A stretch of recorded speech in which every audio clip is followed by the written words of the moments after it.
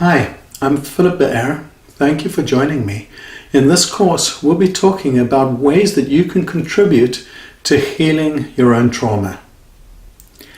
Every single living person has experienced trauma, and we'll take a close look at some of that trauma in a moment. For some of us, we're thinking about a moment in time where we were physically or psychologically abused, where we were involved in an accident or something spilt on us or something caused harm to our body or to our psyche. But much of the trauma is of a duration that continued for months, weeks, years, or we might have been experiencing that trauma for our entire lives. And we're going to look at the relationship between those different traumas and how they impact our ability to overcome the trauma that's in our lives.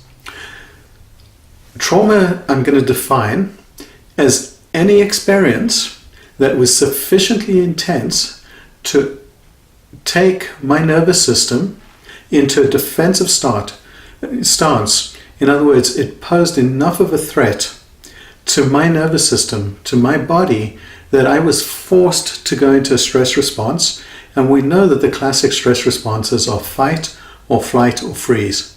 So every time that something happened in your life that took you into that or brought you close to that, we can call those traumatic experiences.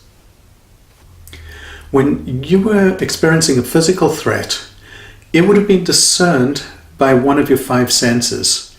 If it was a flood, for example, you might have heard the water coming. You might have felt rising water on your skin. You might have sensed the coldness. If you swallowed some of the water, you would taste the brackishness of that water in your mouth. Can you see how I'm using each of those five senses? The same thing for fire. Our senses alert us to the dangers and the threats to our physical survival. So we're smelling the smoke, we're feeling the heat. It might be burning our skin. We're listening to the crackle. We're able to taste the taste associated with the burning smoke and the burning materials. So all of those are indicators that we might be in some kind of physical, stressful, threatening situation.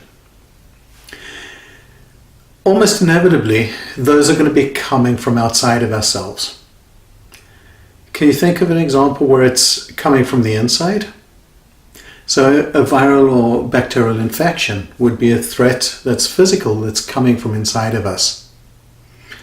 Tapeworm or anything like that would be an example where it's not coming from outside but coming from inside.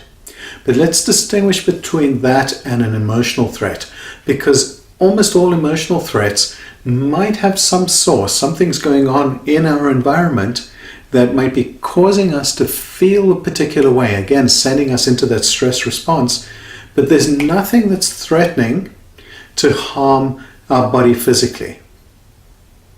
And we can be in a situation where we're being physically abused, for example, where there are both physical threats and emotional threats, but we can keep those separate enough. The emotional threats, in my research, and there are a number of things that can cause us to go into fight or flight or freeze where there's no physical factor involved, where it's an emotional cause or a psychological cause that's sending us there. When I've looked at those, all of them seem to converge on one particular thing that we're afraid will happen. And our concern is that we will become separate, that we will become isolated.